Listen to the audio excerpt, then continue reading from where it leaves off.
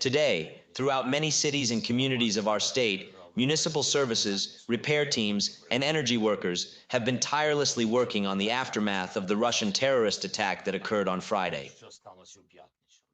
People have been working continuously for the second day.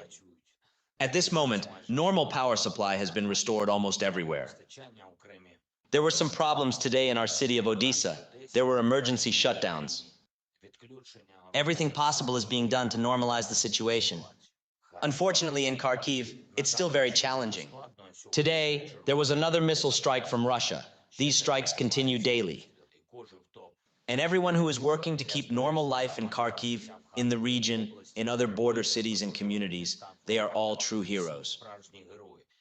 I thank every rescuer of our State Emergency Service of Ukraine, all employees of energy companies involved, police officers, local services, volunteers, everyone who is helping. Thank you for your dedication to protecting people. I want to specifically acknowledge and thank the experts in Ivano-Frankivsk region, Vinnytsia, Khmelnytsky, Sumy region, Poltava region, our Dnipropetrovsk region, and Zaporizhzhia. Thank you for your efficient work.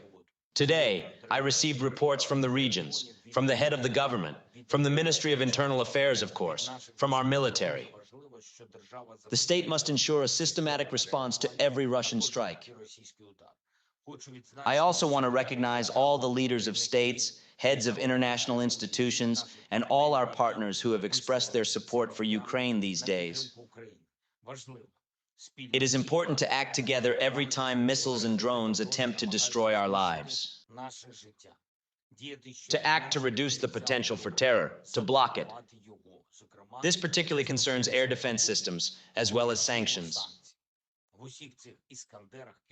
All these Iskander, Kinzhal, and other Russian missiles have dozens of components imported for terror from other countries.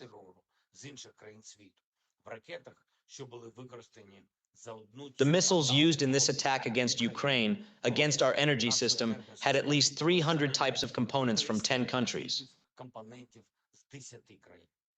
Together with the Shah drones, there were at least 7,500 components in total. Each of them represents a violation of sanctions regimes against Russia. Each one represents someone's attempt to make money from destroying lives. This needs to be stopped. Another thing. What happened yesterday in Moscow is obvious. Both Putin and other scoundrels simply try to blame everything on someone else. They always resort to the same methods. It's been done before. There have been blown up houses, shootings, and explosions. And they always blame others. They have come to Ukraine, burn our cities, and try to blame Ukraine. They torture, rape people, and accuse them. They have brought hundreds of thousands of their terrorists here, to Ukrainian land. They fight against us, and they don't care what's happening inside their own country. Yesterday, all this happened, and this absolute miserable Putin, instead of attending to his own citizens of Russia, addressing them, remained silent for a day, thinking about how to link this with Ukraine. Everything is absolutely predictable. Those hundreds of thousands of Russians who are now killing on Ukrainian land would surely be enough to stop any terrorists.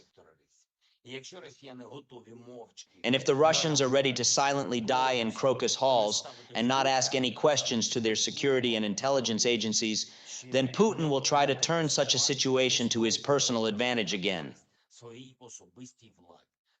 Terrorists must always lose. I thank everyone who truly defends life. I'm grateful to all our people who are fighting against terror. And around the world, we must defend against those who consider people merely expendable. Glory to Ukraine!